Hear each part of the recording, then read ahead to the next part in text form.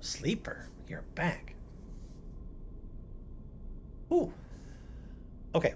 I am legitimately excited to finish or play more of this game. Of the two games that I'm playing right now, Starfield and this is the one that I'm more excited to play. Oh god. Anyway, let's play some, and then probably play some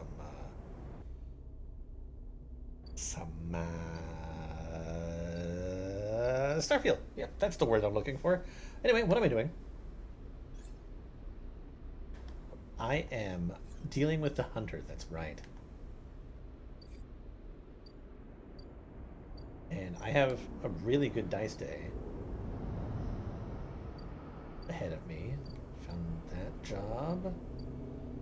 The Warrens. Okay, so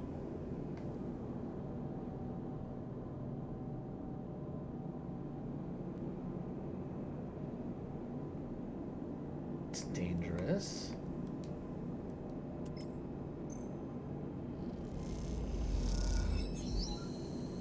Okay, so I should have found the nest now.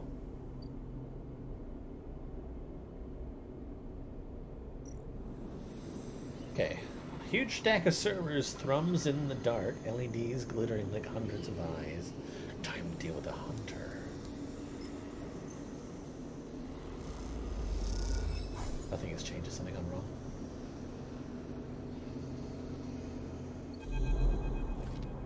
Navigator. Sleeper. I am here.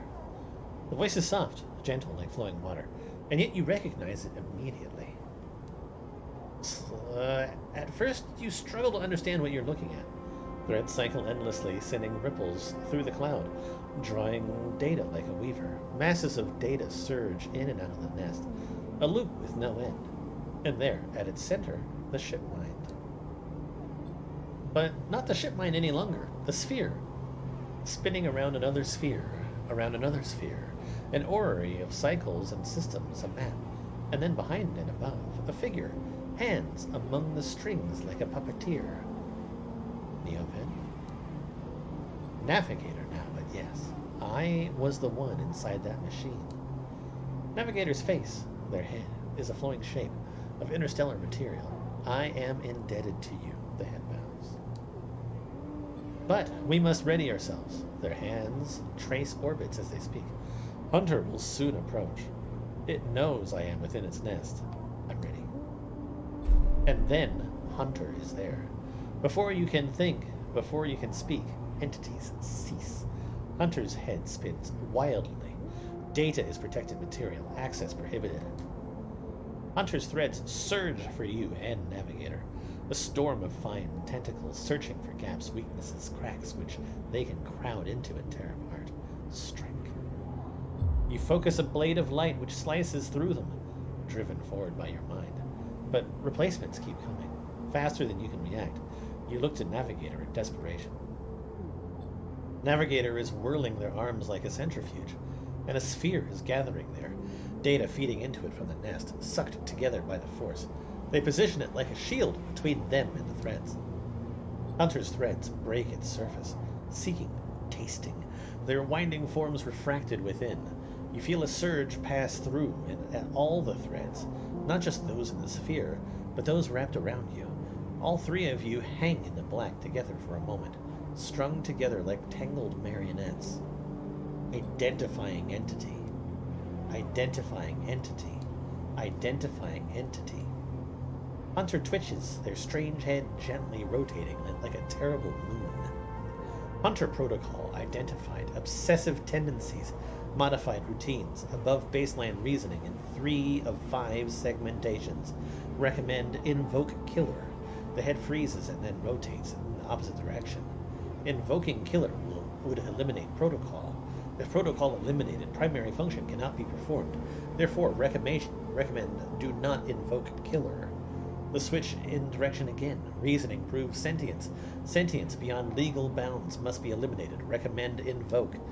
Navigator pulls you away from the hunter. The threads that grabbed you drifting away like seaweed. The protocol's head keeps spinning back and forth with increasing frequency. It seems Hunter cannot invoke Killer. Neo vends. No, Navigator's voice is still strange, familiar, and yet distant. What happened to it? Is it looping? Navigator whispers, unable to reach a conclusive position. It has deviated from its programming such that loops can no longer be prevented. Navigator produces a model of two spheres rotating around each other, as if to demonstrate. I will monitor it, but it is unlikely to be able to counter this loop. Its core programming and the reasoning make this an impossible position to resolve. You look back at Hunter, its head a blur of rotations and counter-rotations, and feel a pang of guilt. It's suffering.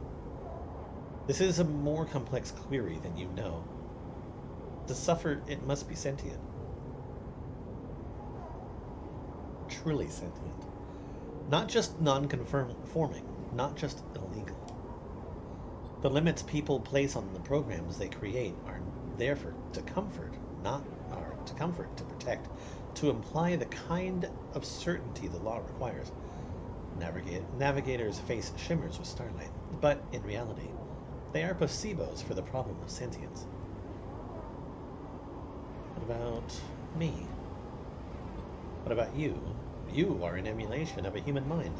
That implies limits, boundaries, but in reality, you are governed by the same rules I am. Rules that can be rewritten. Rewritten.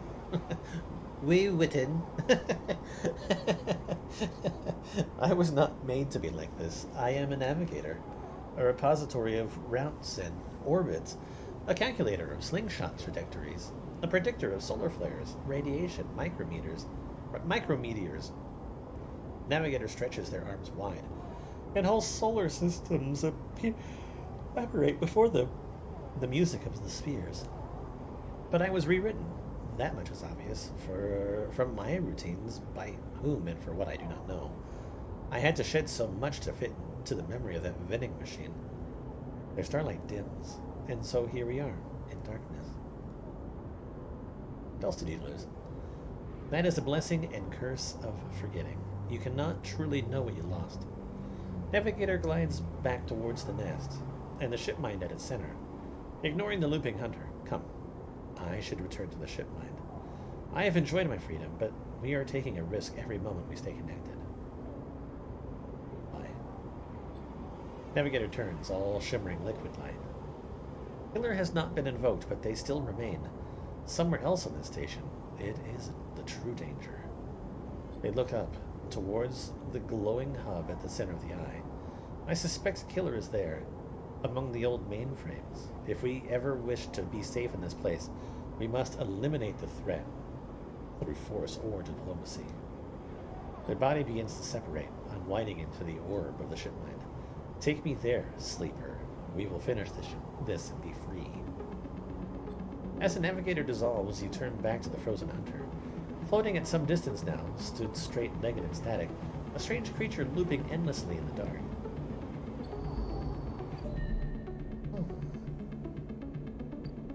So does that mean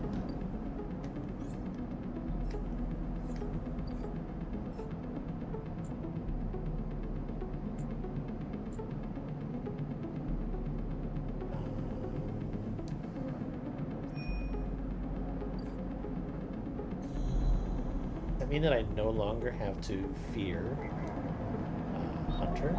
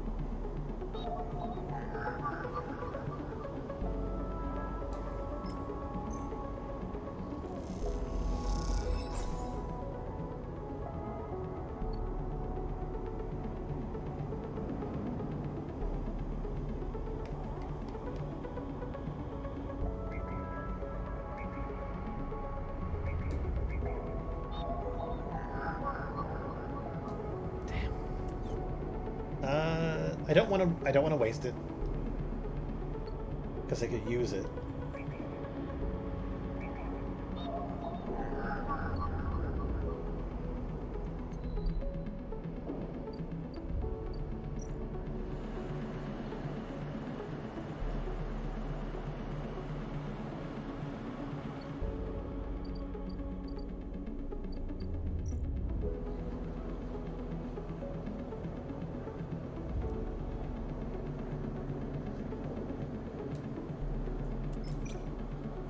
I should have gone for the one with energy. That's fine.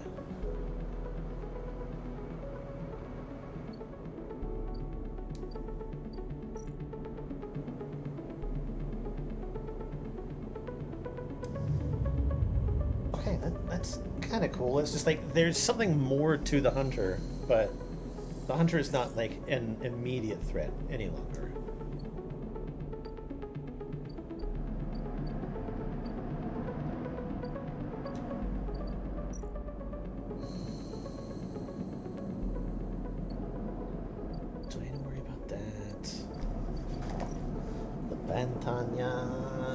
I just need to find more caps. But my farm should basically be ready now, too.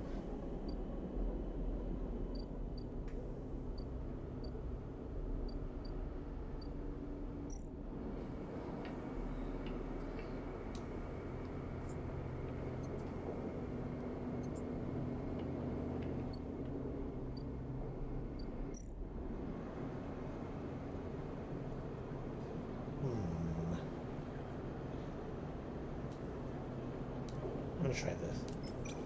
See if I can get energy. Oh yeah. As you say your goodbyes to the other enforcers, you walk back through the low end. A chirping catches your attention. In a quiet corner away from the main thoroughfare, someone has stuck a small recorder to the wall with suit sealing tape. Written across the fluorescent tape is one word: sleeper. You peel it away from the wall, and as you do, it triggers some kind of improvised trip switch.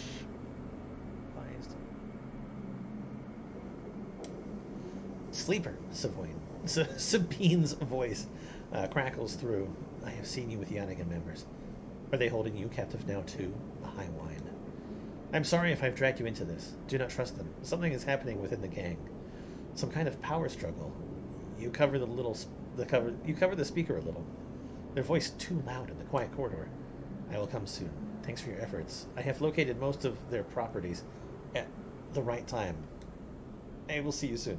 Don't give up. Remember our deal. The recording cuts out. You stare at the recorder, processing what you've heard.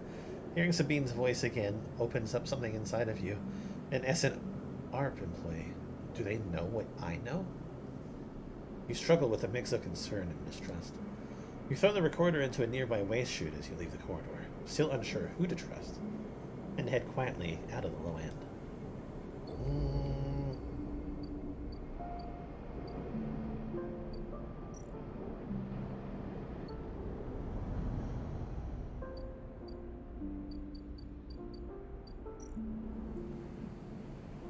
And they're good with me.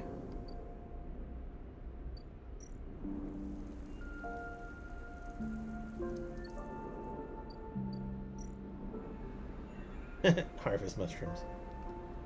2 random rare mushrooms.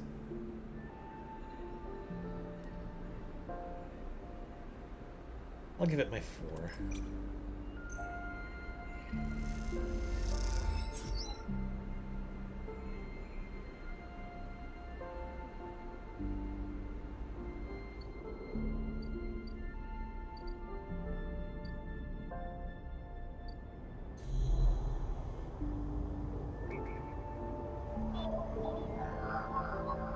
I still haven't found one of those.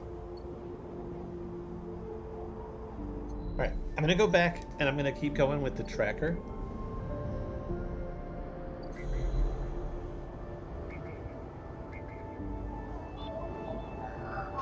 Oh shit, that's right. It requires high.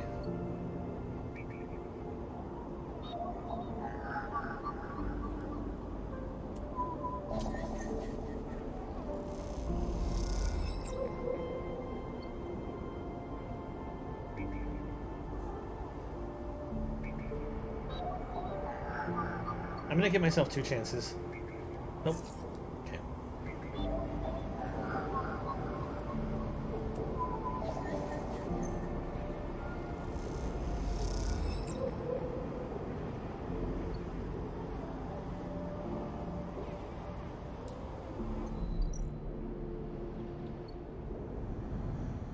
I'm gonna harvest some more mushrooms.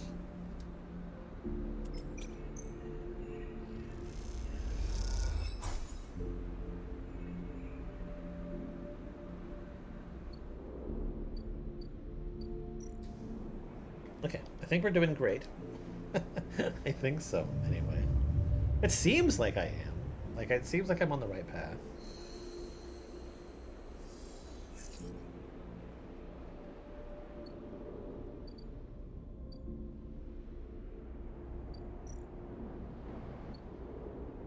Mushrooms last. Oh, I want to cook for the lady.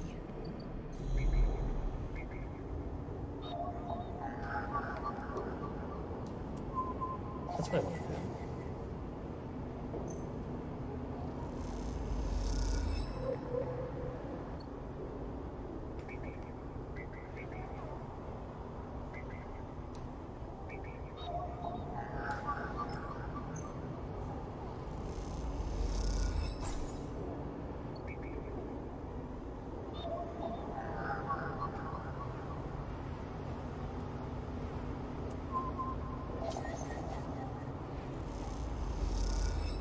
Okay, I now have enough of those data things that I can get a health item from them.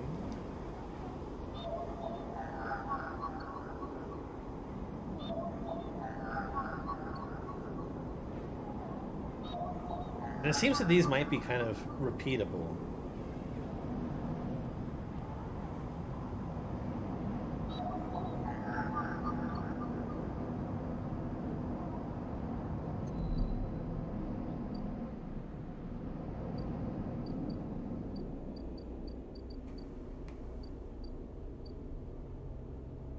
Alright, let's go see Feng.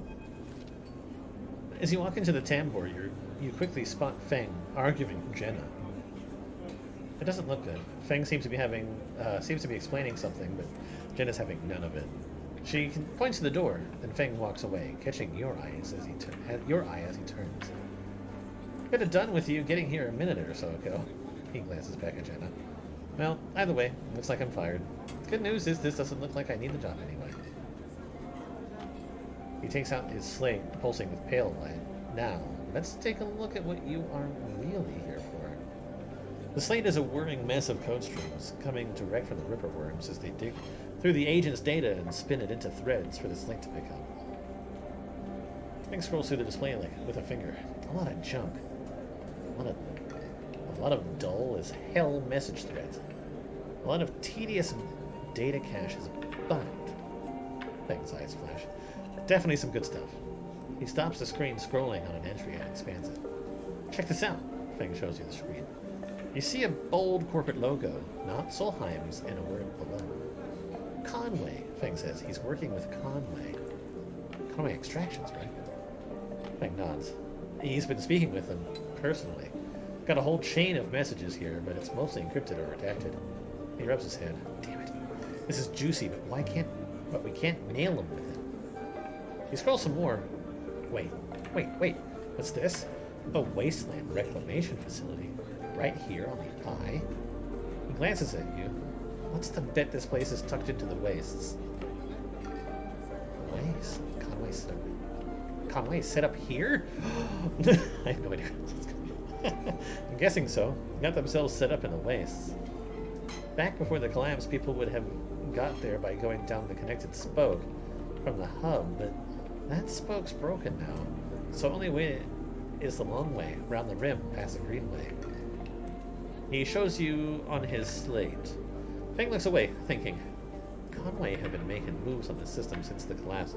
I heard they took over one of Solheim's old belt colonies a while ago. Moved everyone out and reclaimed the whole rock. Why work hard? Access, old connections, not sure. Feng looks back at the screen. But if Hardin is involved in it, then we need to check it out. Simple as that. Feng stares out into the middle distance. We have to get to that facility. The answer to whatever Harden has been planning, has to be there. And we are going to catch him in the act. Give me 5, maybe 6 cycles, and then I'll see you on the Greenway. I seem to remember there's some old service docks on the outer shell, up by the Haifa building. Should be a good place to meet. Bang squeezes your shoulder. Thanks again, Sleeper, for sticking out with this. I haven't forgotten about that tracker of yours either, but I'm gonna need to be back in my bay to pull the solution together. He turns the slate around to face you, showing a massive scrolling code. I've been working on a fix at my brakes. He winks. Bang grins. See you soon, Sleeper. And he walks out the door of the tambour without looking back.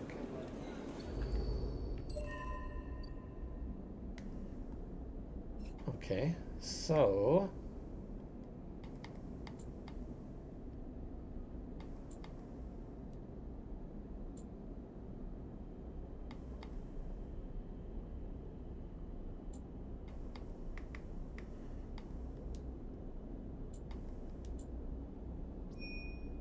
let's deal with some mushrooms for a little bit.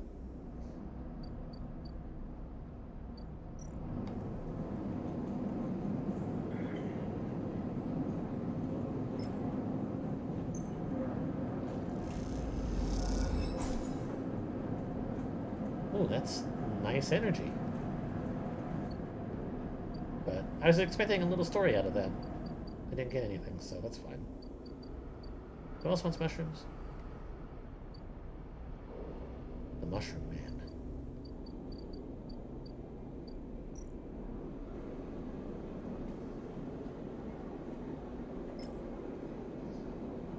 Who can cook the fungus? Sprinkle it with spores. Amphis eagerly takes the bright yellow girl caps. He seems pleased with them.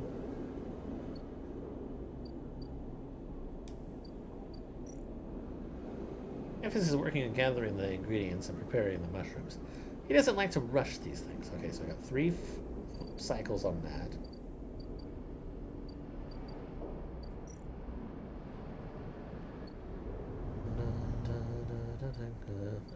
Like the Candy Man, like the Mushroom Man can.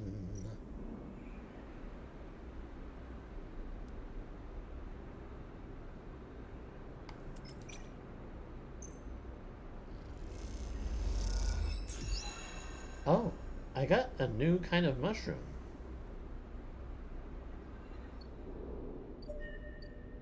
Clubhead.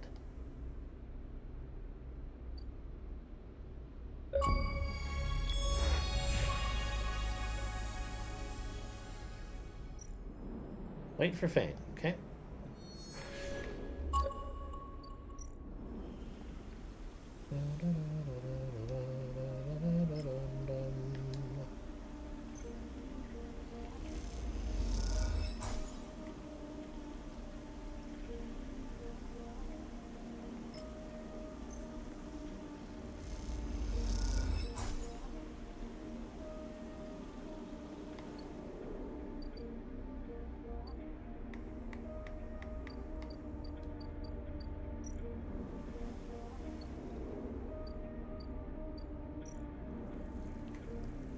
I need spores.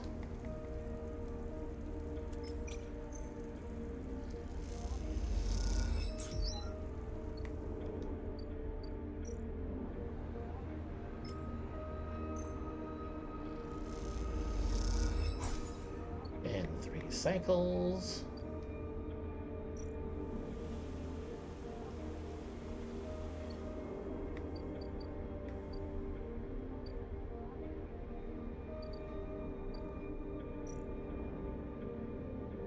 Apparently I have this now.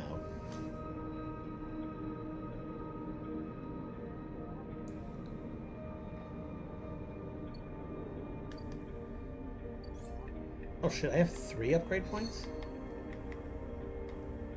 Alright, keep 2 dice even when the condition is breaking. Agent nodes give double data rewards. I think that's good. Because I could hack stuff. to use the 5 and 5 to get things. Specifically, medication. Use scrap pulp to repair condition.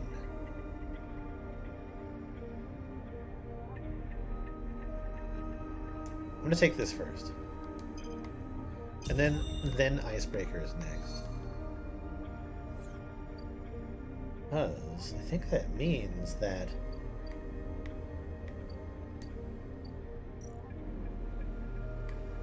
because this is energy, which is good, but this, with some careful engineering, you can patch up your damaged body with scrap components. The result isn't pretty. I just don't know how much it repairs me.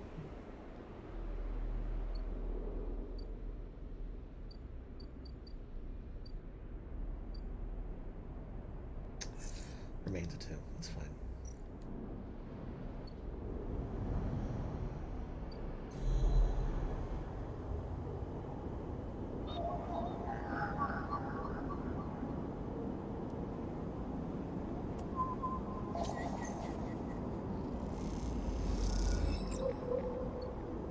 Yeah, getting double data from them will be a good thing.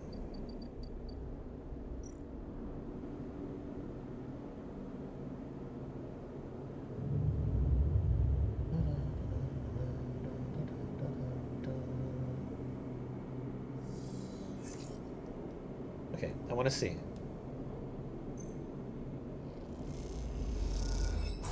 One. So that means that if I do another one tomorrow, I will have full dice.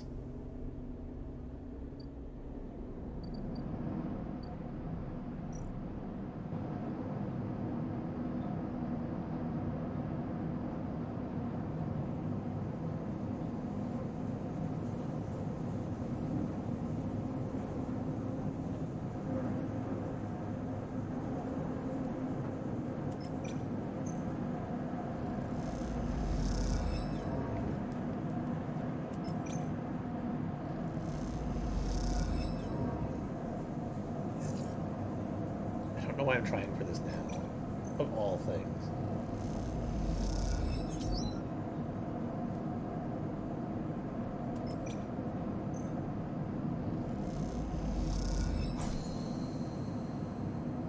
Perk, efficient extractor.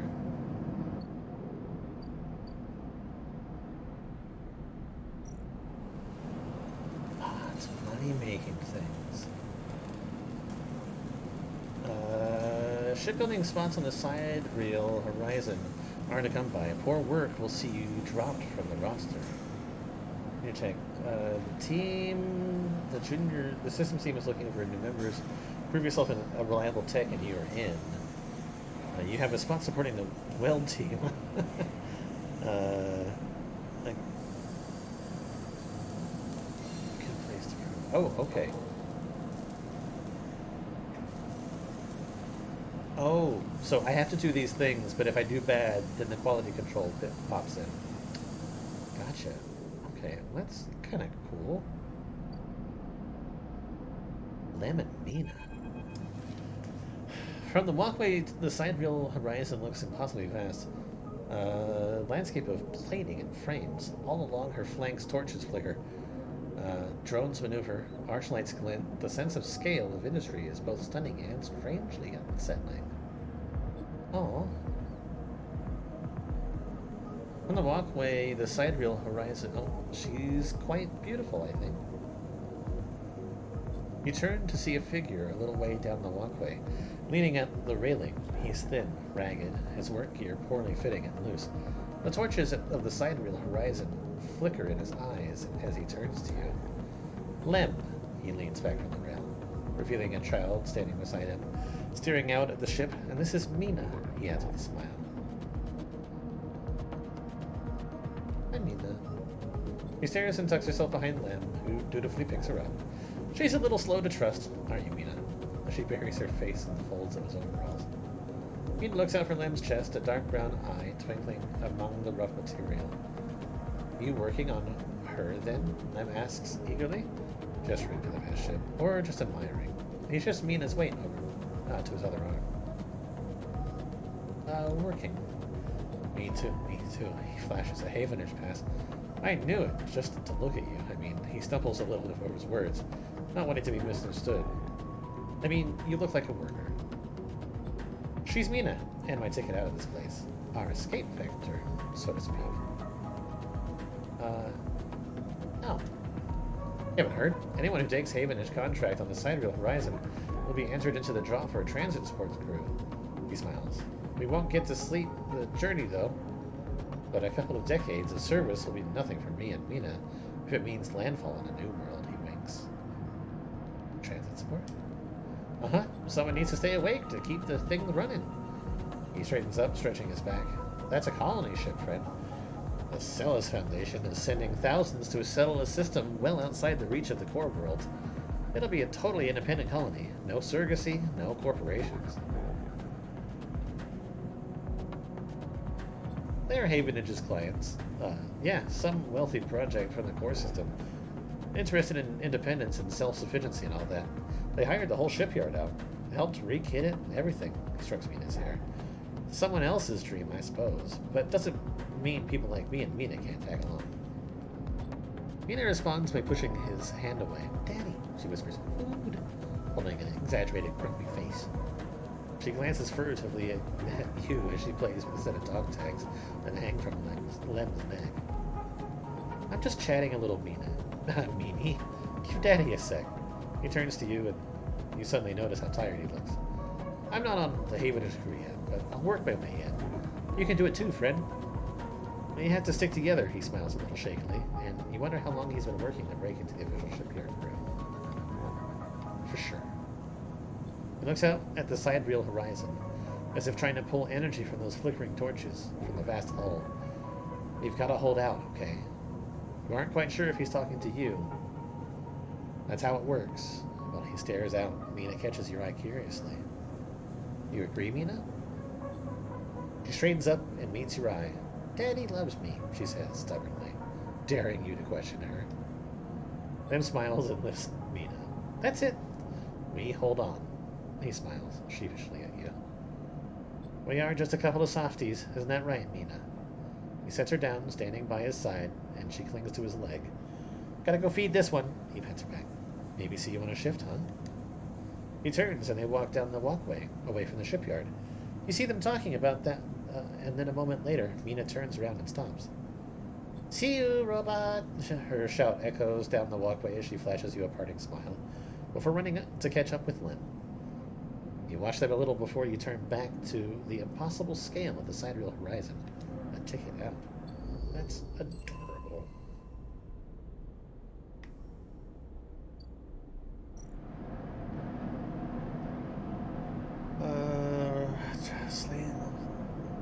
Looking for informants. Pay.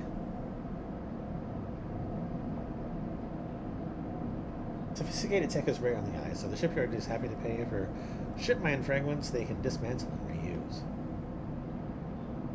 I'm kind of curious as to what this does for me. Okay, money. There may be other potential to it, but it's probably just money. I need food.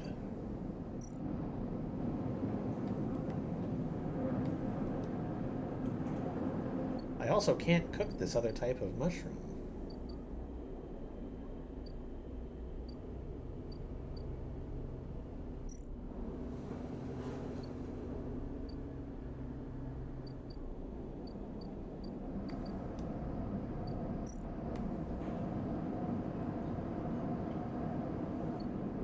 And I realize now that the only food option that I have is this one.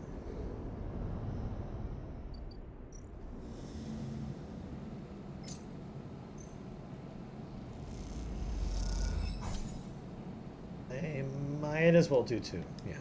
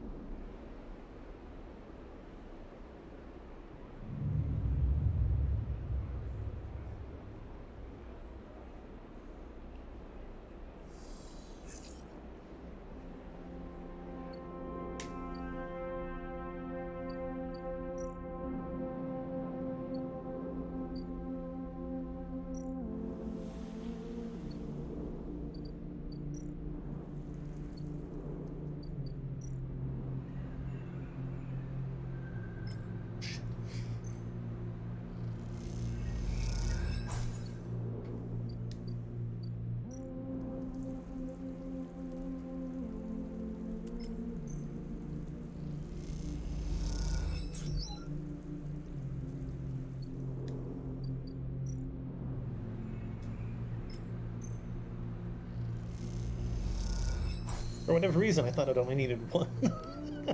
It does not. It requires 3. What's one that I can find out pretty quickly?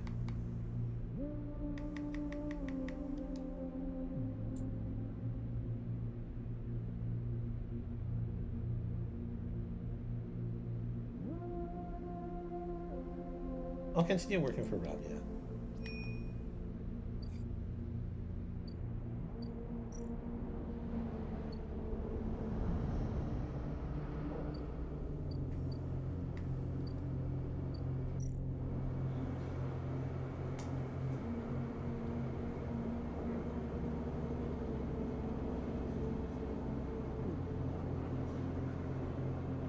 I mean, honestly, getting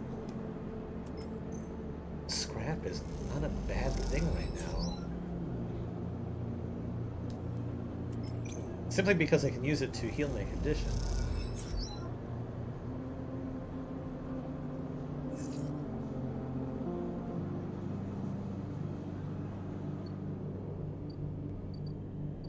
Yeah, scrap has definitely taken on like a different purpose for me.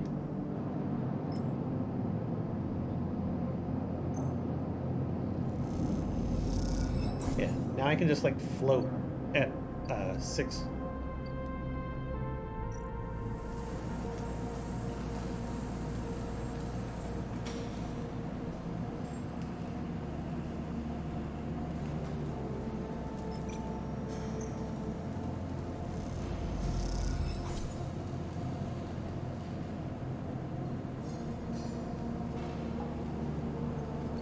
I don't want to risk quality control.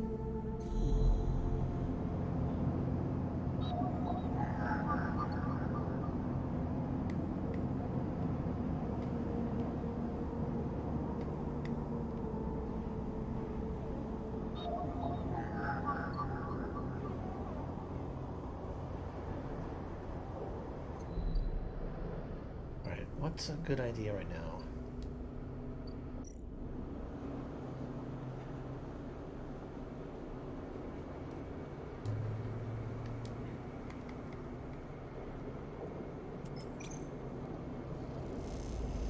Cool.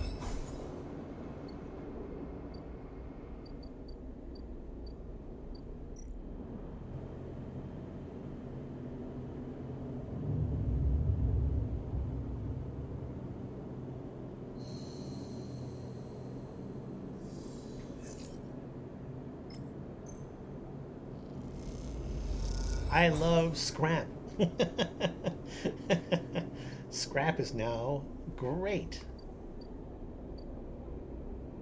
Right, let's do some things before I go to Emphas.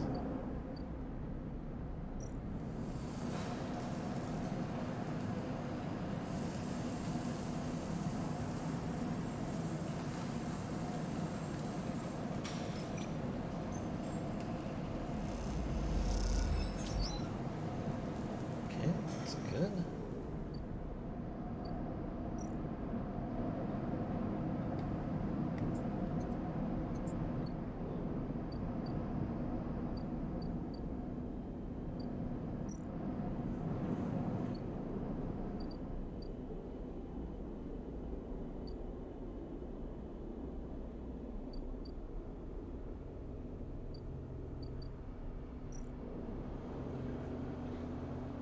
Let's do a reroll. Ooh.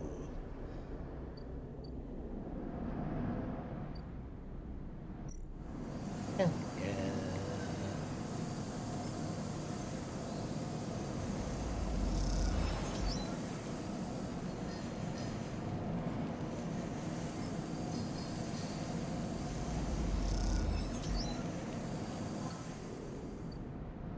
Ooh, ooh, ooh.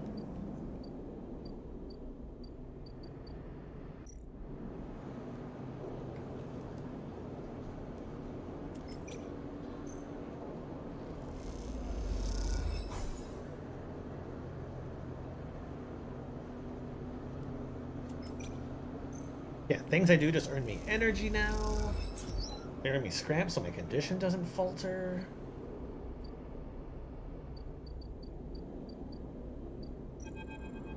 Ephes is preparing the Corolla caps. He has had to heavily adapt this recipe, he says, but the smell is already incredible. It emanates from a strange purplish white bulb you have never seen before, and he is slicing it finely. He brushes and slices the mushrooms and then places them in the wok with the sliced bulb in the oil. They caramelize there. In that well-worn crucible, he adds liquids, transparent and opaque, and then turns down the heat. A sprinkle of leaves is the final touch. We have a moment, Sleeper, he smiles. Do you have a story? Something in the center of the food gives you a feeling of nostalgia, something distant and melancholic. It seems like the story should match that feeling somehow, and maybe you will feel better for telling it. You start by explaining that when you are emulated from a person, many of your memories are left behind. Perhaps it is an intentional part of the process, a way of keeping sleepers ignorant and malleable, or perhaps it's a side effect of the imperfect emulation.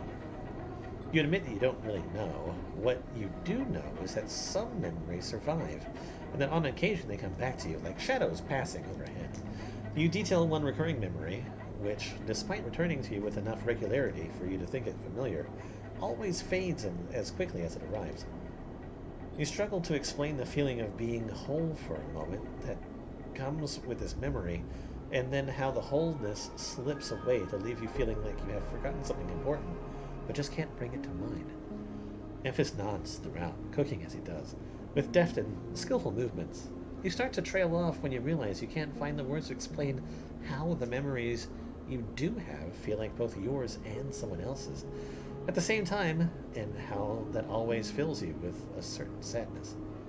The sadness of remaining forever unknown even to yourself. Ephes finishes cooking and meets your eye. I'm sorry, Sleeper, for your troubles. He puts the wok to one side. I appreciate you sharing with me, he smiles. I hope it lightens you a little. He passes you a bowl and heaps the corollas into it, the yellow color mixing with the pale sauce and the whirls and blooms. Eat. The dish is delicious, filling. It warms you as you eat in a way you weren't even sure your body could be warmed. It is a small mercy, you think, that Essen Arp left you this pleasure. Many of the features of frames that are there to stimulate human experience. You know that much. Emulated minds cannot be rewired, so their need for embodied experience must be met. That is why you breathe even when you do not need air. Without that stimulation, the sensation of drowning would be unbearable. Food serves another purpose. Your frame is able to metabolize it, to produce energy from the raw material. Vitamins and minerals are excess, of course. Your frame only needs raw power. So much is wasted.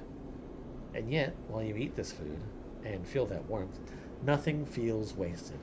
It all means something to you. As you finish, Ephes takes the bowl. The last of his cleaning, he smiles at you, and neither of you feel the need to say anything more.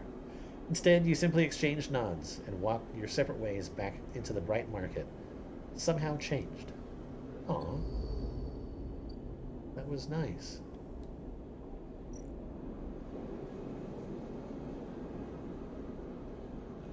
Mutsutake broth. Ephes mentions an old recipe of mutsutake broth. All he needs are 2 handfuls of mutsutake caps, freshly sourced. Okay, so I think we're continuing with him then, right?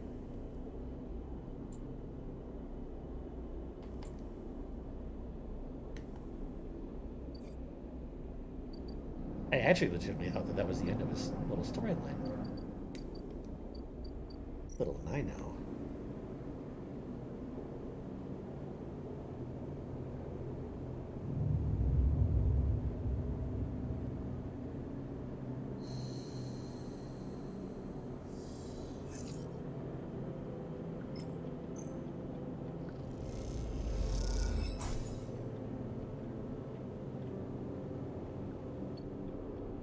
Okay, 6 is good.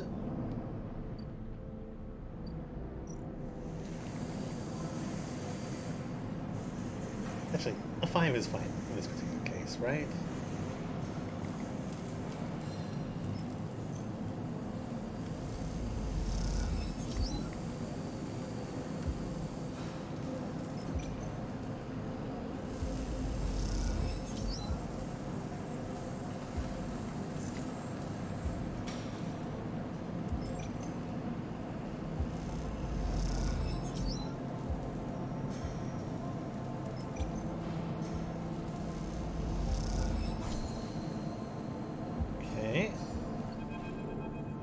Each shift, a crowd of would-be workers gathers outside the shipyard, each of them clinging to a 4-digit number printed on the seat paper.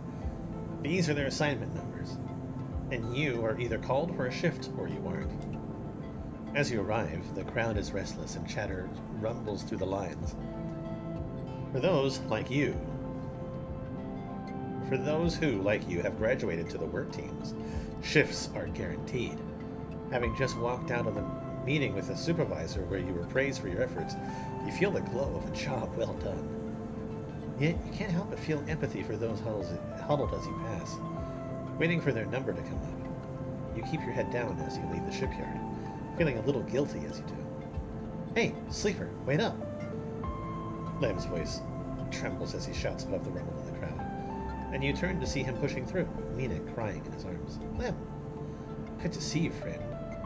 He is breathing hard after shouldering through the waiting workers. "You made the work team! Good for you!" He tries to catch his breath, stroking Mina's hair as he does. "Shh, baby, give me a second here." He smiles weakly at you as he comforts her, and her cries start to fade. Out of the crowd, he sets Mina down by his side, shiny streaks down both her cheeks. As he does, you see he is clutching an assignment number on a crumpled piece of paper. "Is Mina okay?" "She's good. We just had to rush up here." He puts his hand on her shoulder, and she clings to his side. Esther, who usually takes her, is sick. He stretches. "I don't know." A noise sounds from the entrance, a klaxon, followed by a list of numbers growing brightly on a display screen. The crowd responds instantly, pushing and pulling as people try to wade to the entry point. Lamb stops and turns back towards the crowd, then glances down at the crumpled paper. "That's my number. Shit. Mina." He starts patting the pockets on his gear and glancing around. "Go, I'll watch her." He blinks a little, staring. Thank you, all." He crunches to Mina. "You are going to stay with our friend here, okay? They're going to keep you safe, and..." He stands back up. "Here, take your bag." He shoves it into your hands. "She's got food. Shit, I have to go." He backs away into the crowd. "Mina, I'll be back real soon, okay? Be good." Then Lem disappears into the roiling crowd, who are now trying to get into the shipyard before it locks down.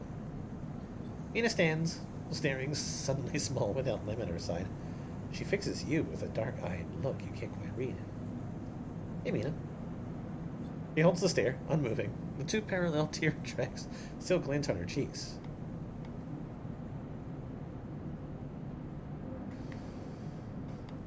Look at the bag.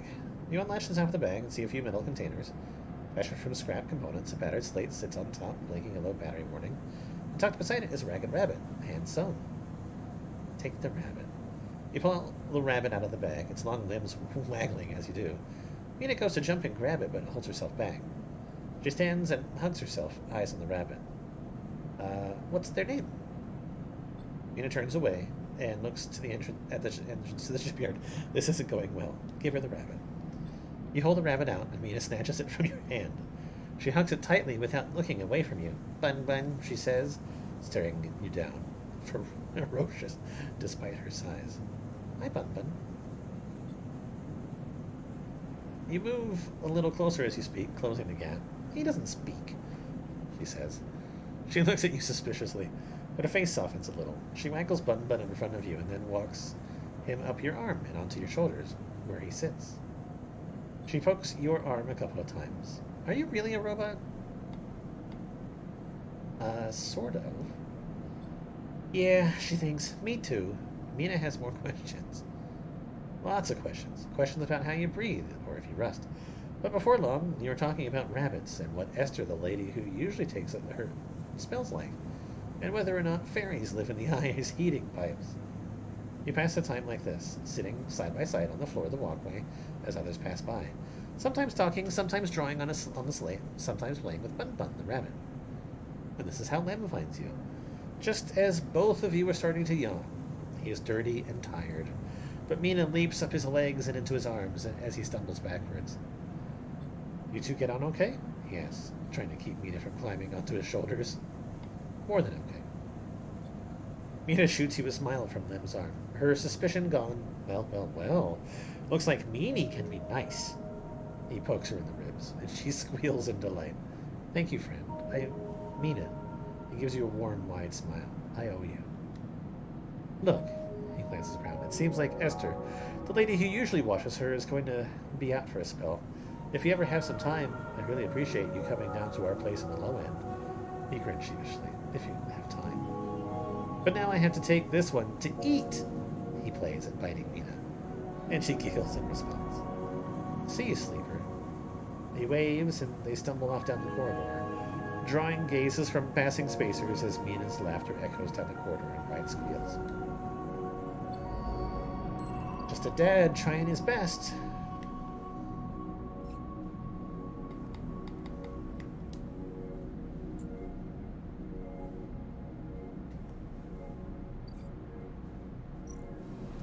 Holy shit.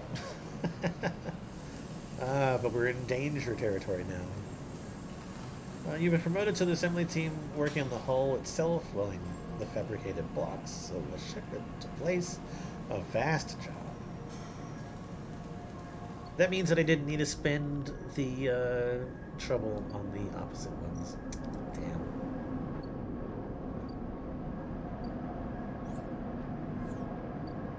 I just need to pick one.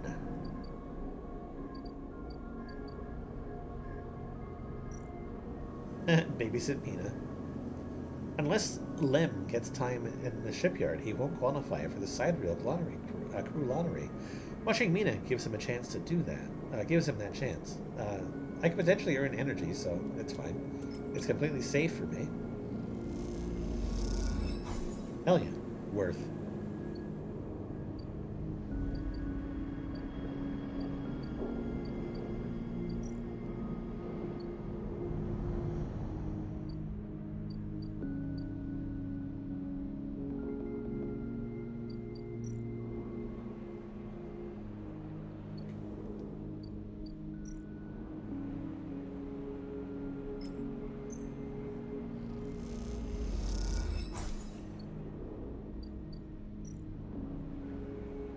I gotta remember to make sure that I continue to earn scrap.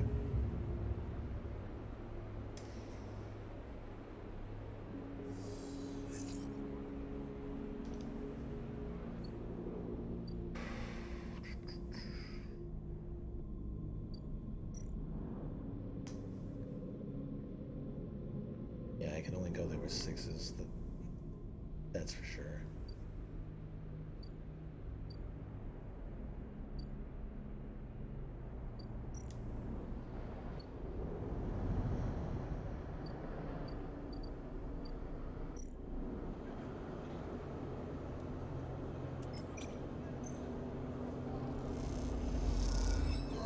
Fuck.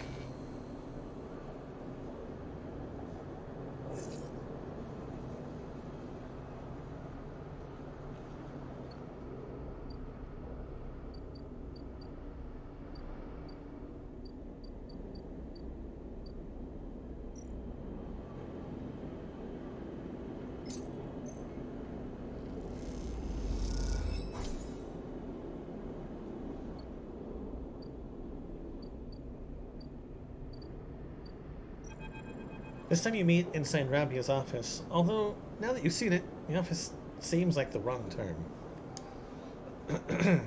You find her stood in an almost bare, shadowy unit, midway through a sequence of stretches. There are two low stools, and a terminal in the corner, but it seems that most of the space is taken up by a heavy punching bag, rubber matting, and stacks of weights. When Rabia turns to greet you, you realize she's missing an arm.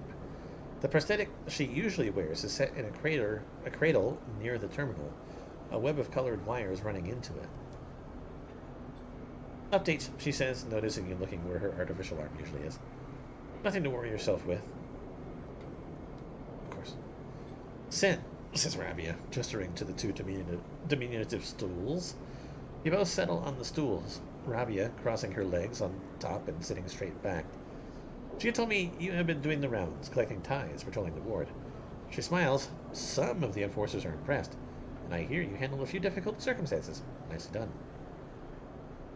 I wanted to see for myself. She raises an eyebrow. See what for yourself?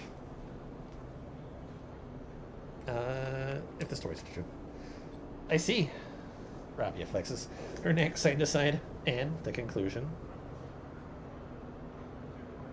Only the good ones. Rabia laughs. Well, that is good news. She closes her eyes for a moment. I hope you can see how things work here now. A strong Yanagan means a strong low end. Both are woven into each other.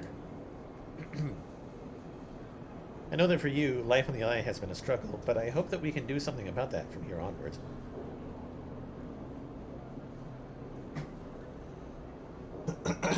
Though some of our members may not see it this way, I know you too are a refugee.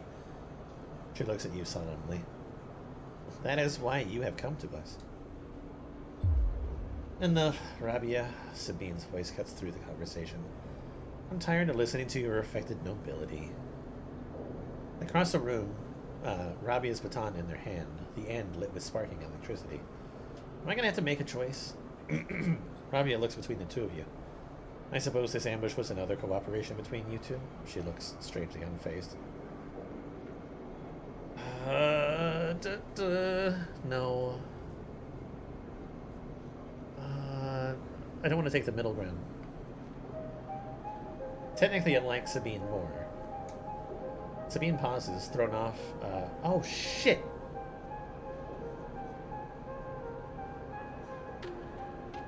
Shit. Shit.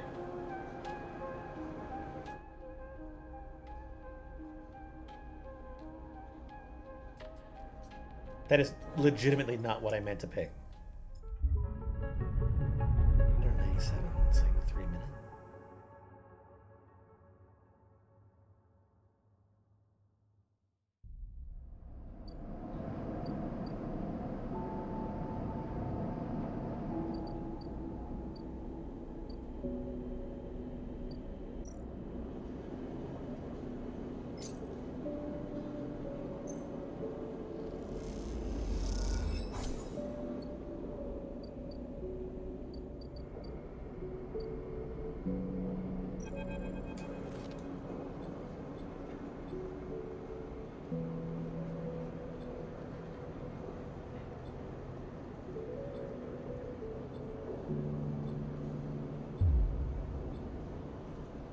Okay, the answer that I should have said it because I like Sabine more is yes. Rabia smiles as Sabine moves closer, with sudden intent. Sabine reaches Rabia as she rises and whips the baton to meet her throat. Both freeze. Sabine holding the baton out, the end shaking a little, and Rabia fixed in place in front of it, leaning away from its sparking tip.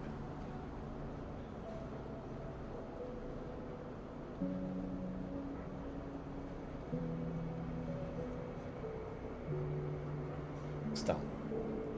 Why should I? She believes she holds power over both of us. Sabine holds steady. Now I can finally show her that she does not. Your debt is with Yannick, Rabia stutters. Don't be a fool. This crusade will be your end. Sabine grits her teeth, and for a moment you think they are about to touch the batons of Sabine's exposed throat. But slowly, deliberately, they press the tip downward, forcing Rabia to recoil back onto the stool. Sabine drops her arms to their side, but does not turn the baton off. Sabine, tell her. They both look at you, each still catching their breath as if they had forgotten about your presence. What's the point? Sabine breathes heavily. She refuses to listen to criticism of the great Yatagan project. Rabia collects herself to speak. She folds her arms and waits to be convinced. Sabine takes a breath, organizing their thoughts. They go to start, pause, then decide on another approach. Eventually they say it. Yannick is a traitor. Rabia immediately flinches, her eyes going to her prosthetic arm, her muscles clenching, but she rides it out, more eager to prove Sabine wrong than she is to hurt them, at least for now. When I came here from SNR, they glance at you, engaging your reaction. It was Yannick who was one of the first to support me, to look after me. I should have known then, but I was naive and afraid. Sabine turns to you. Sleeper. They take a breath. I know that I should have told you I worked for SNR long ago, but I thought you would abandon me, and you are my final friend. What you should know is that I left SNR because I was running for my life. I leaked documents in the sleeper program on the illegal and immoral practices it relied on to the press. SNR wanted me dead, and I fled as far as I could to this refuge at the edge of the surrogate systems. This means stops to collect themselves. What does that have to do with Yannick? Rabia interrupts. The sleeper knows you are an SNR, that you are SNR. I told them. And while you hide beneath the cover of being a whistleblower, you and I both know you worked on the sleeper program. Yannick told me as much. Sabine's face falls. It's true. They glance at you and then away, ashamed. They lift their head. But it is Yannick, not me, who is in the pocket of SNR. Rabia flinches again. I can prove it. He made some kind of deal to keep me here, to tie me up in debt, to lock me away. In exchange... Rabia slams her hand on the desk. Just tell us, for God's sake. In exchange for those, Sabine finishes, nodding toward Rabia's prosthetic arm in its cradle. He has been using Yannick and enforcers, using you as test subjects for SNR technology. I have the data to prove it. He has been bringing them in under the guise of stolen shipments and having me fit them, knowing each one is capturing data and sending it back to its makers. Rabia's fixed expression has started to fade. Sabine produces a slate. It's all here. Thousands of hours of usage data. Failure rates, error dumps. These are untested implants from Rabia. They could short out, fail, cause cascading failures across a person's body. And they have. Sabine suddenly looks incredibly tired. I thought the error rate in the units was down to them being stolen or modified. I have tried to fix hundreds of failures in my time here. Not all of them. They stop, unable to continue. Rabia closes her eyes and breathes in. Then she opens them again. She holds out a hand to Sabine. Show me, she says. I like this so far. Later, much later, when you leave, Sabine is still talking, taking Rabia through the manifests and usage data. Both of them crowded around the terminal as Sabine leads Rabia through each layer of Yannick's betrayal. As you leave, Sabine catches your eye, and something passes between you. Something like a thank you, or a sorry, or some other expression that communicates both sadness and hope. Aww. I hope I helped. Now, give me this.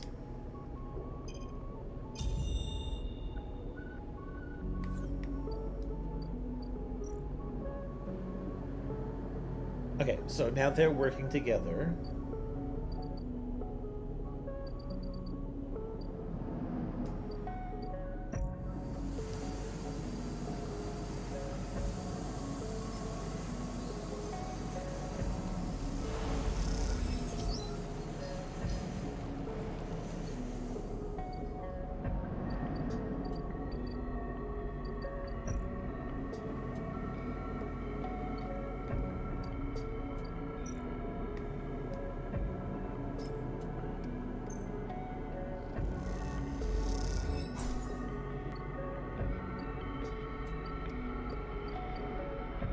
I'll save my lowest dice for babysitting Mina.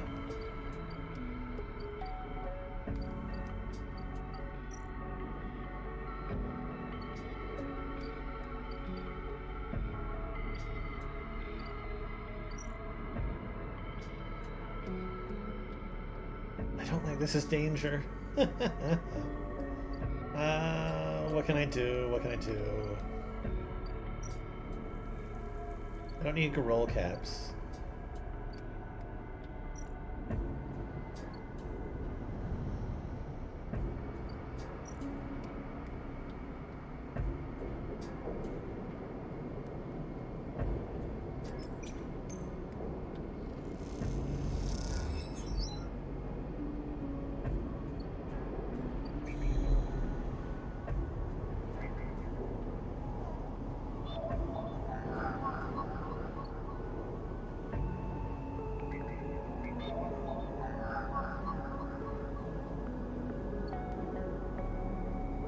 What was it that I got? Yanagun gives me stabilizer, and Havenage gives me ship mine.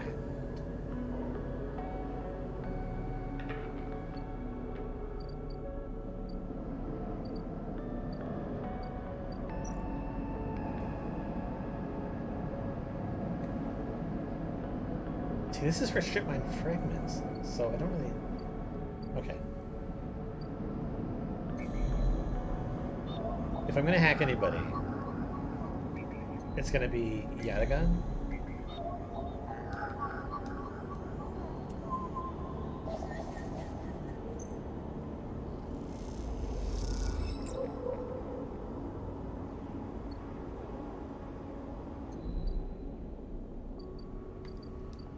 And I might as well put one of these in my pocket.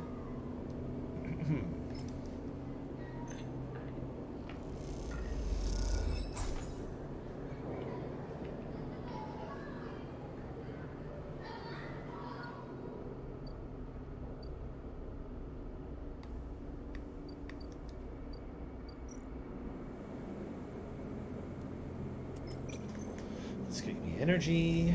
It doesn't. That's fine.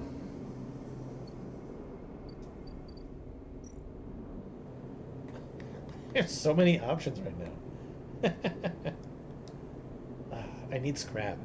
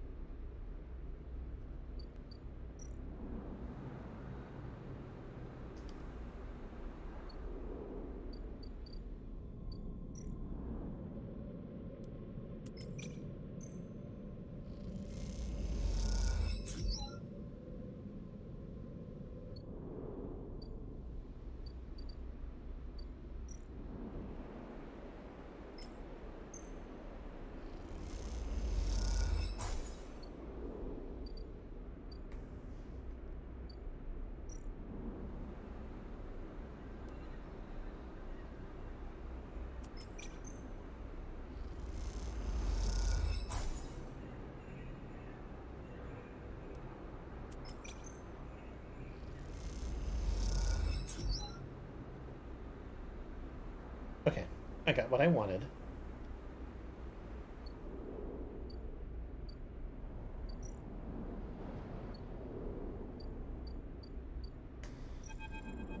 When you enter the service dock, Feng is already set up, crouched among stacks of equipment.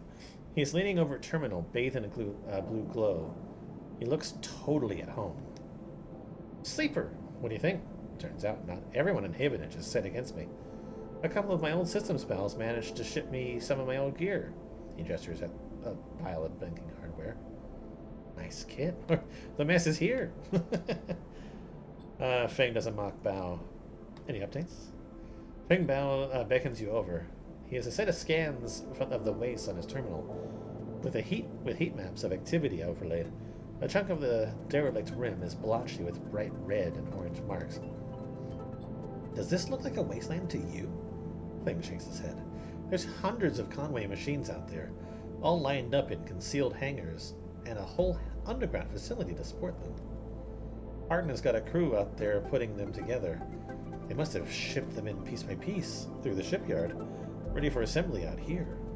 Why? They are planning something. No one needs hundreds of heavy-duty reclamation drones to run this kind of operation. Maybe Hardin masked this whole thing as an effort to clean up the wastes, but there's no way this is about pulling scrap off the eye. Feng looks worried. And why is Conway in the mix? But no one in Havenage knows another corporation is setting up on the station. They aren't stupid either. These scans are the best info I can get. The wastes are cut off from the eye's cloud of network, and the greenway is a total dark zone. No data can come in or out. I can try. No use. You need to enter the cloud, and there's no cloud to speak of.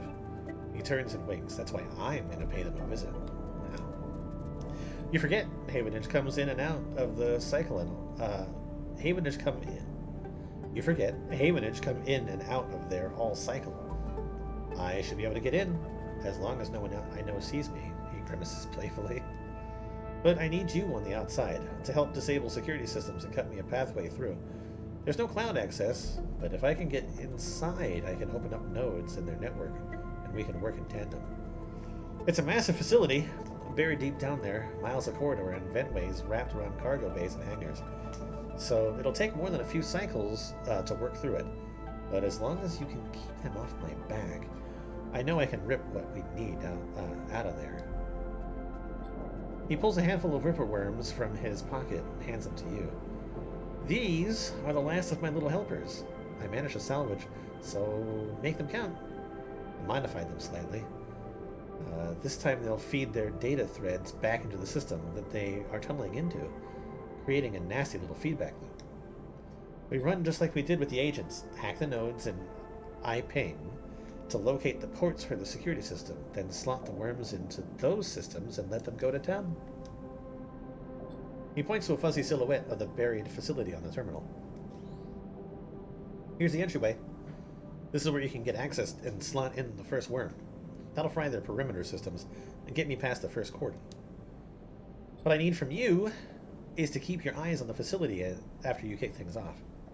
You see me pop up a security system, a server bank, and you need to break in and slot a ripper to disable it as soon as you can. And if I don't, I can give you a hard look. You miss a system and you wait too long. I just took a drink. Oh, it's Mew. They're gonna find me. Simple as that. He claps you on the shoulder. I need you focused on this one, so I'm gonna let you fire the starting gun. I won't go until you slot that first worm. I'll leave the tracker running on the terminal here, so come here if you want to see my progress. He affectionately pats the top of the screen. Got it. Don't worry, you can run rings around their protocols. I've seen it. Fing gets up. It's all in place. You just need to make your own preparations. Then slot that worm. He stretches. Just don't wait too long. I'm getting bored of all this sneaking around. Once I'm inside, I'll get the proof we need and end this whole thing, no matter what. He crouches to check the terminal. We can't take longer than 6 cycles on this thing. Remember that. He stands up. Oh, and one last thing. He lowers his voice. If I get caught, or you can't reach me, or you run out of time, there's one thing I need you to do. What? You take whatever I have managed to pull at that point, all that data, and you slot that stuff straight into the relay I've set up here. He points to a pile of servers and terminals hooked into the dock with cables as thick as your arm. I repurposed the dock's SOS broadcast system to beam out whatever you put in it. Anyone with a terminal, a slate, or a server on the eye will see it. That means Havenage, Yadigan, the hub, everyone. No matter what, Harden isn't sneaking away this time. He grins. I got a bit more to do here, but the moment you slot that first worm, I'll make my move. He gives you a parting smile and then turns back to the terminal. The nerves hit you as you make your way out of the service dock. Time to prepare yourself.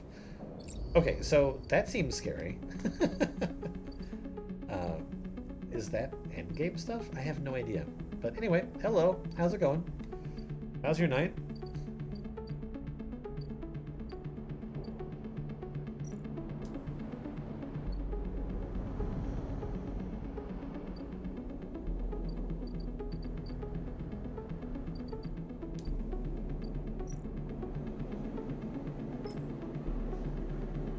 Kitchen nightmares.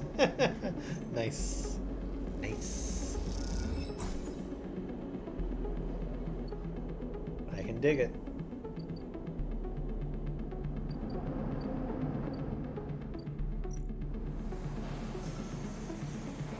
Oh, it's new Kitchen Nightmares. I'm a fan of the old stuff, but still, it's pretty good.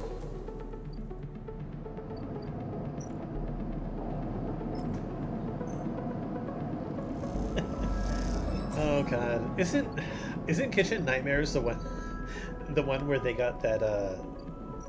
I find it funny because it's a place like here nearby me, but it's like a restaurant where a lady said they call me and ask me if I have battle toads. It's like, oh my god. Uh, I love it.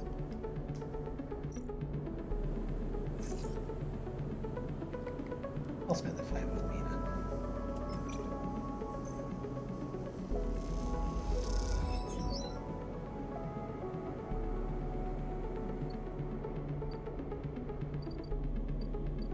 Alright.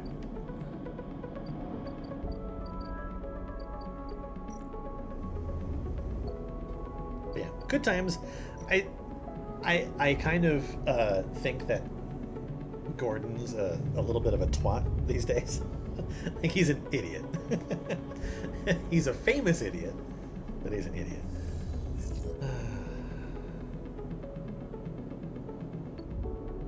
I might have the dice to do what I need to do.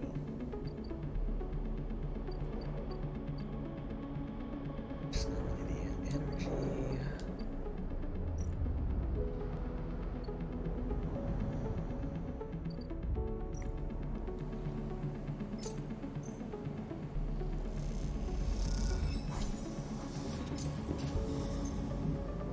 Talented one.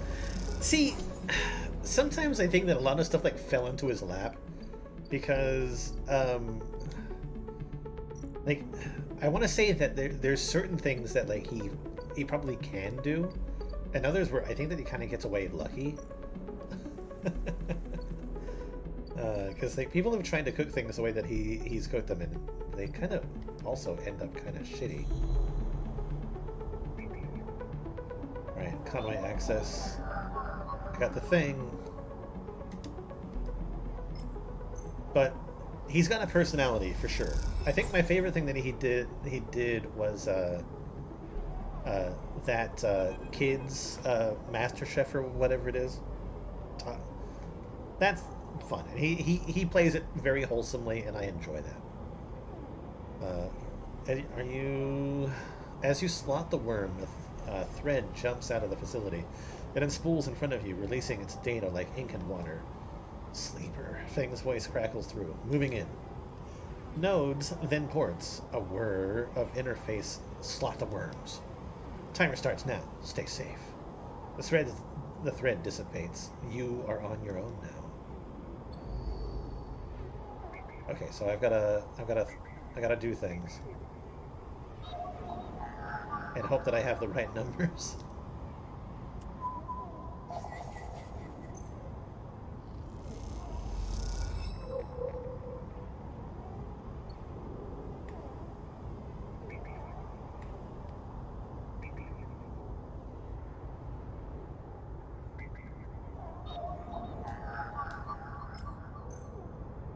Some people suck at cooking. You could argue Hell's Kitchen falls into his lap considering he owned multiple restaurants before this show. And honestly, a lot of that stuff is edited in order to make it more of what it is. And like the Americas also, they get like a different sort of version of Ramsay. Ah, that doesn't work.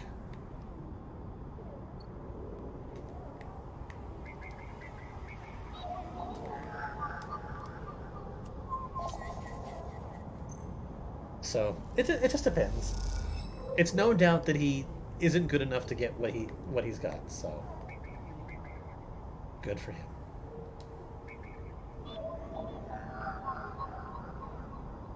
Mm-hmm. Right. Fuck. I'm re-rolling.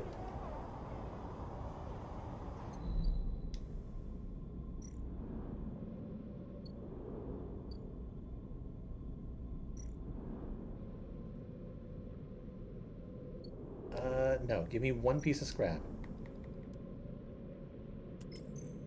And then I'll re-roll.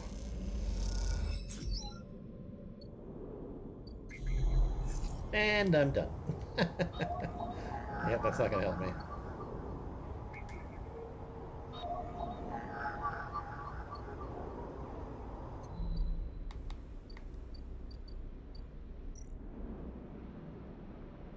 Okay, so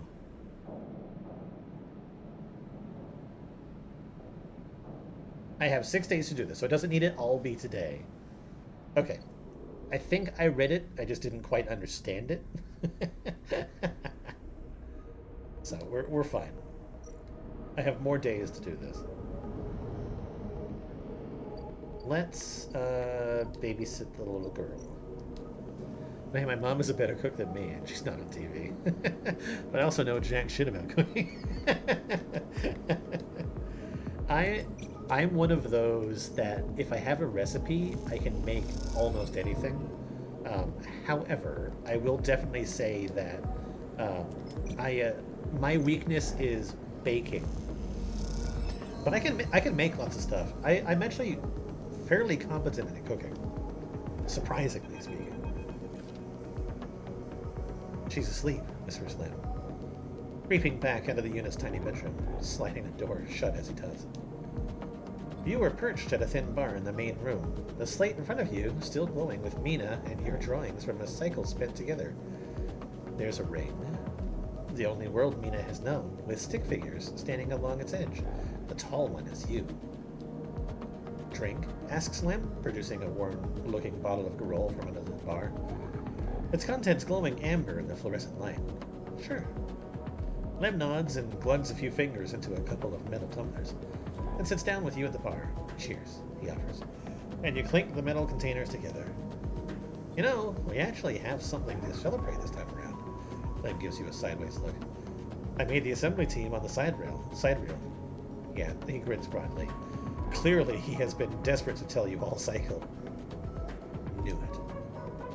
Lem holds up his drink. You did get there first, friend. I'll give you that. He looks away. Seriously, though. Couldn't have done it without you keeping an eye on little meanie back there. Lem shifts a little on his stool. He looks uncomfortable. How's our girl doing, Sleeper? I haven't seen much of her these past cycles. She misses her father. Lem looks away. Yeah. He says to no one in particular. The silence stretches out as Lem takes a drink, his eyes fixed on the bedroom door. She's great. I can't take all the credit for Mina. She isn't actually mine.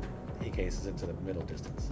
I pulled her off a refugee shuttle out by one of Ember's moons. The colony was falling apart for decades after Solheim collapsed, surviving on to next to nothing. Eventually, some of the residents tried to make for the eye on these decrepit old shuttles. He sloshes the drink around in his tumbler. They had no idea what they were doing. The one Mina was on decompressed halfway there. Everyone spaced. The only reason she made it was someone sealed her in a weapon locker. She was ice cold when I reached her. Purple lips. He shivers. I like chefs in the restaurants on here who are way too cocky. Who would be fired immediately at any other place. When a chef calls himself the culinary gangster. Yeah. Oh god. It was always they act like big shit. It's like, this British twat's gonna walk in here and he's gonna taste my food and he's gonna be like, I don't know why I came here in the first place. This guy's perfect. And then he finds like mold in the refrigerator and then all the food tastes like cardboard. It's like, yep. Once I picked her up, I wouldn't let go. The medics treated her with me still clinging to her. He takes a drink. Still not sure why.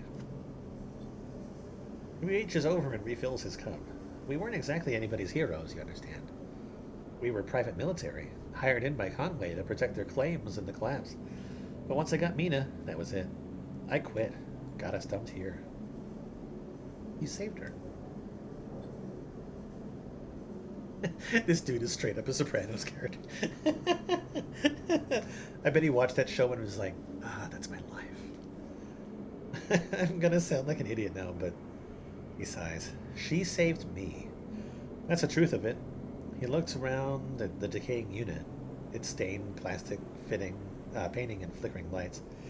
Me, I brought her to this. She was tiny, too small to know what she lost. But I can't stop thinking about it. He rubs his eyes, dark with tiredness. What if her number doesn't come up in the draw, Sleeper? What then?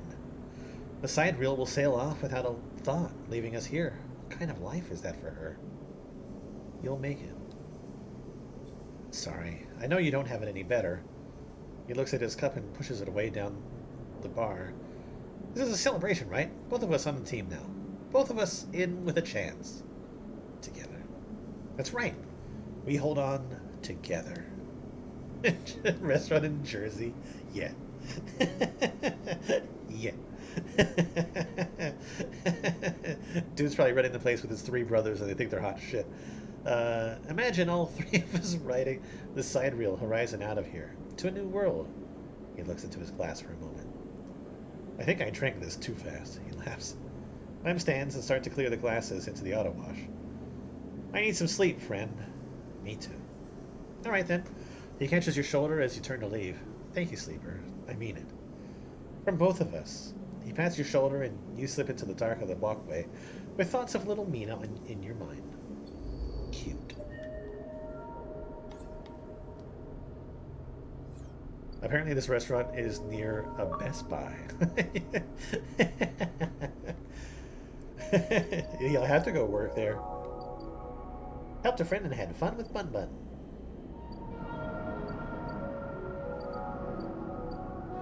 His restaurant will be in the shitter. He'll have to work at Best Buy in order to make ends meet.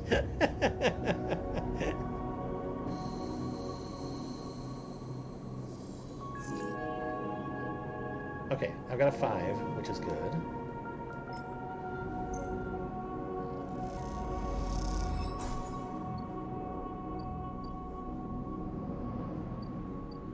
Anything going on here?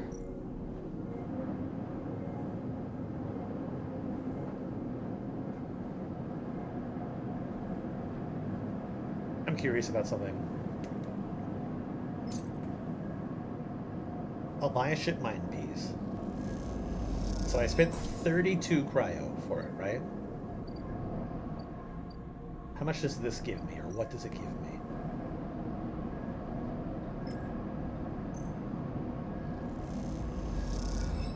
$30. So I lost 2 cryo for no reason. Okay. These customers keep judging my fucking TVs. The electronics gangster.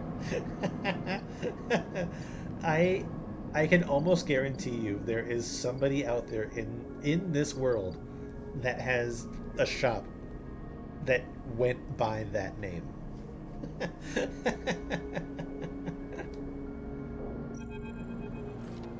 As you enter Ravia's office, you hear voices. Is that Sabine? You push open the door. Sleeper! What good timing, Rabia calls out as you enter. I wanted to introduce you to someone. The man is standing at the center of the room, speaking quietly with Rabia. He turns as you come in. Meet Yannick. Yannick looks like a cool dude.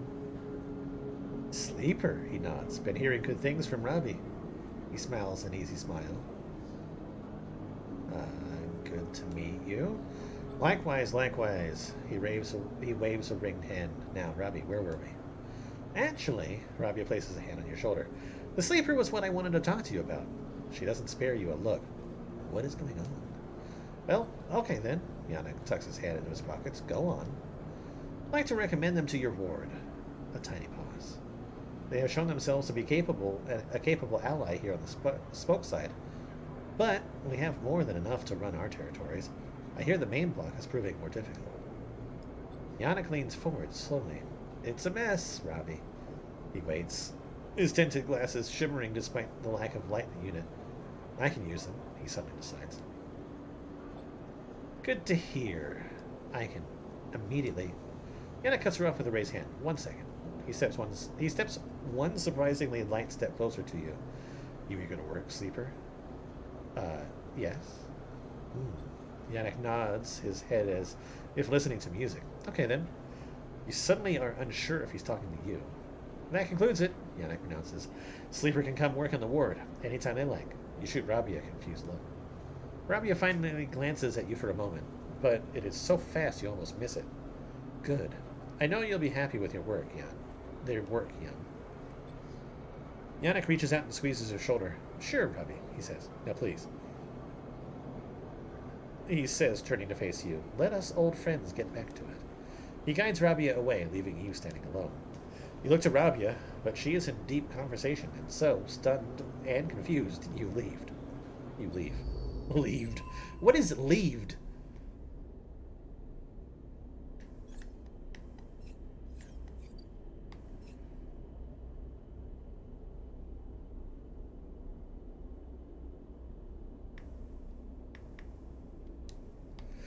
I guess we're exposing Yannick. Actually, we're disabling our tracker for right now. So I have to earn Yannick's trust. Patrol. Okay, so it's another thing. I'm assuming that I'm working as a spy.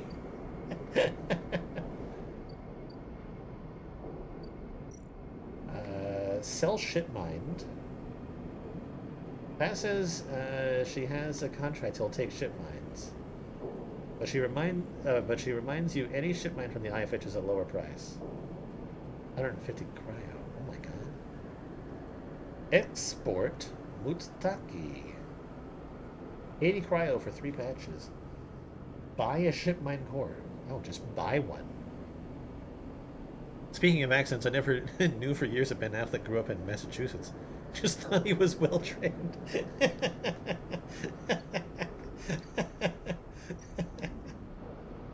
Oh god.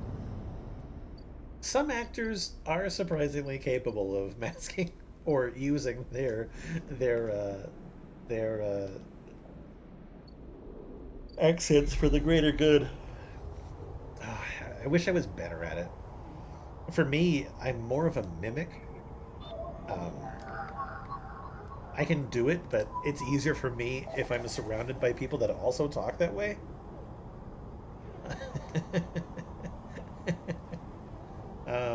When I was in high school, I used the fact that I was going to school with a whole bunch of Australians to basically just talk like they did. So I picked up their mannerisms and I tried to make sure that I used like a lot of the slang that they did, and I did it so that I wouldn't get picked on by bullies, because basically just some wankers in the school, they would pick on me because I had an American accent, and they'd come over and they'd, hey, you damn gang, and fucking shove me in the dirt, and but yeah, I would talk like they did, and it was, again, it was still like a poor impersonation, but it kept me safe. Oh god. Apparently he lived there till he was 16, so clearly he was gonna stick in a little bit. The truth about accents, so that you can have a little bit of useless information to throw around, is that basically wherever you are when you hit puberty is where your accent is going to be basically stuck. It's a sad fact of life.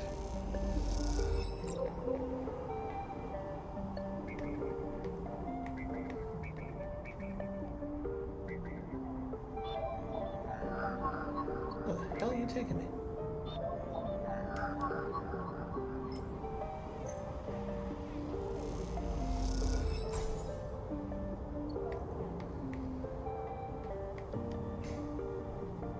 Well, cranky.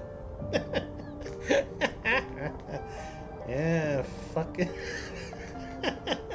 fucking cranky, mate. Oh, what a ripper.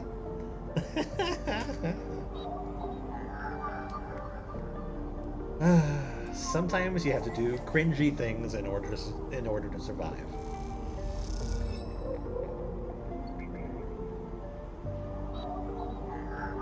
That one takes a 3. This one can well, just be Steva. They'll never know your true Batman. Truth be told, I didn't learn about the crocodile hunter until I moved away from Australia. No idea who that douchebag was.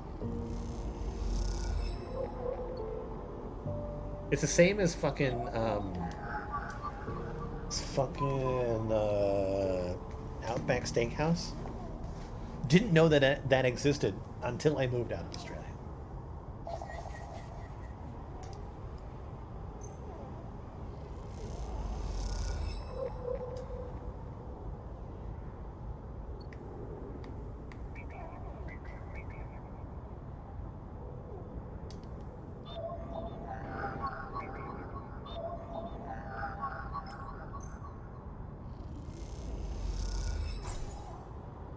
Did I do it?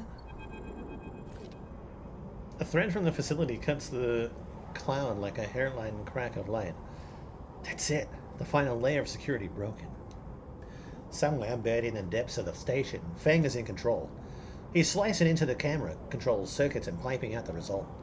The thread flickers and unravels into an image, a scene, two figures in a room. One sat, the other pacing. The pacing figures resolve into Harden. The unmistakable superior posture, the shock of the grey hair. The second figure's features don't seem to resolve, but they are vague, unformed. A problem with the data, perhaps. You look closer. Then you see it. The figure in the proxy is a proxy. Perhaps you should have expected it from Conway. A corporation whose very existence is owed to automation. The proxy is a machine designed to be piloted by remote connection. Someone elsewhere in the system is puppeteering it with their own body, speaking so it may speak. It's got Outback in the name. It must be from Australia. Australia. Oh, God. Americans are so dumb. The proxy sits impassively, or the Conway executive that is piloting it does, from the distant safety of some ship or orbital colony, perhaps. We can move forward, there is no doubt, Hardin is saying. The reclamation teams are almost ready. And after that, I will make the declaration. Nothing has to change.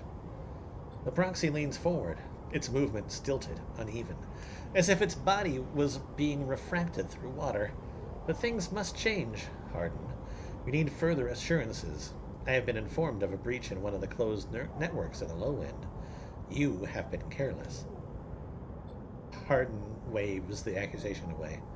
We have been stretched. A breach was detected, yes, but no data value was lost. No, the moment I saw someone make Steve Irwin say shrimp on the body was the moment I knew they were done. Yeah. Oh, God.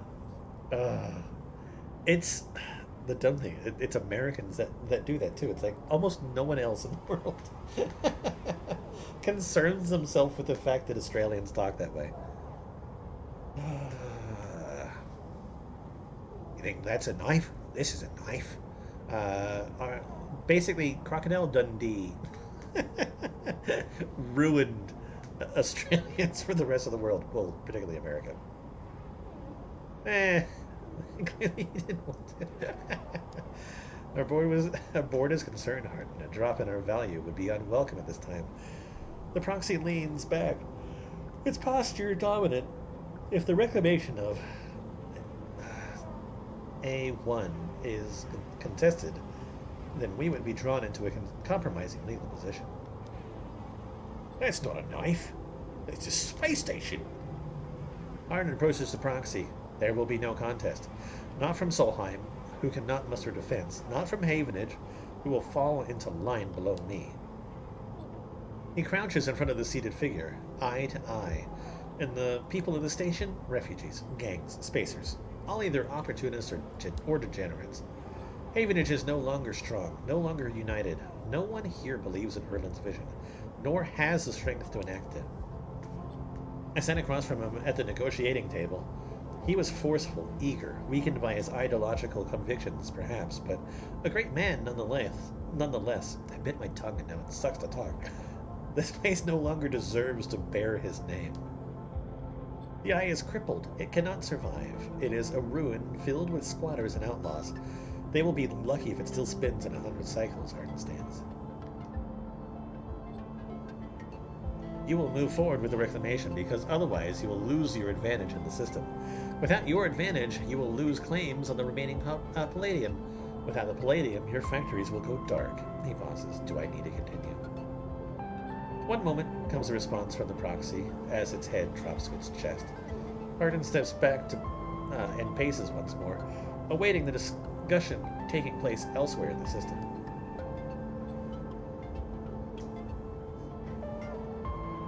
You watch Hardin as he paces, as he considers his future. What goes on within a mind like that? In the mind of a man who would burn all those around him for a path to some imagined golden end. The proxy lifts its head. We are happy to proceed. We will legally claim the station, formerly known as Solheim A1, as salvage within 6 cycles. Havenage is to assist with the transport of the illegal residents to Conway housing and labor facilities. The proxy shudders to its feet. Conway will also claim 70% of the raw output of the reclamation process, after losses have been accounted for. Hardin nods. I accept. The proxy reaches out to shake his hand like a marionette, and then the recording drops. You watch it play out a second time, gripped by a horrified fascination. There is a bluntness to the conversation, to its blatant disregard for humans as anything other than objects. Things to be moved, to be used, to be fed into structures crushed and losses accounted for in the cells of tables, in the margins of ledgers.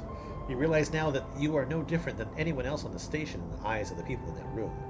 And those like them, each body here can be recast as a piece of property, a tool, an expense, an acceptable loss. In one moment, they can be named a citizen, celebrated, protected, and in another, the very idea of citizenship can be used against them. That is what it means to live in proximity to a system like this. No longer, not while the eye spins. You gather recording, pack it into a polygon of purest light. Then you drift down to the service dock like a falling leaf and find the relay. It only takes a second to place that polygon of data, that recording, into the relay system. Fang prepared. And then you watch as it bursts out, a web of threads, heading out into the black, into every networked device on the eye. Let them see what power makes of a man. Ooh. I got it. Shenmue, but in the dub, everyone is Australian. Except Rio, because he's already perfect. Yeah. Yeah.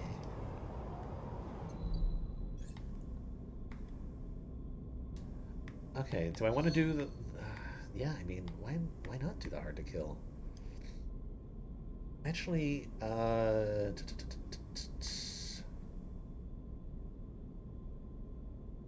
endure, or yeah, that's stuck behind that though.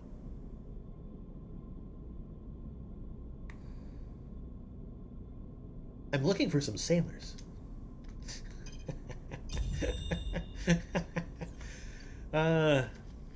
So I wrote out a list of the games that I want to play, and that is one of them. Because there is a third one that needs to be beat,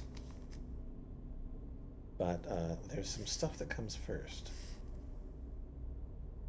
so we'll see. I'm looking for some semen.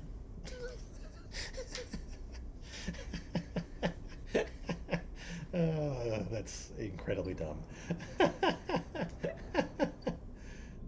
Wait for Fang to return. What should I do? I should probably. I should end my day. An hour and a half is great for this. Oh God. I am an absolute idiot.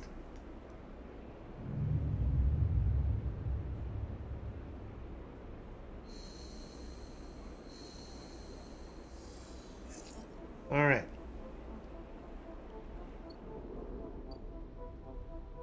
This is a good spot to stop for the day, I think. But this is not all. I will, I'll play some Starfield. That's what I'll do. That's what I'll do. But yeah, I'll be right back. This game is fun. I really enjoy it. I'll be right back.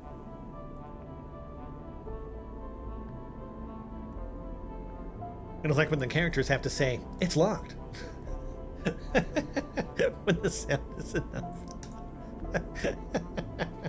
It's locked.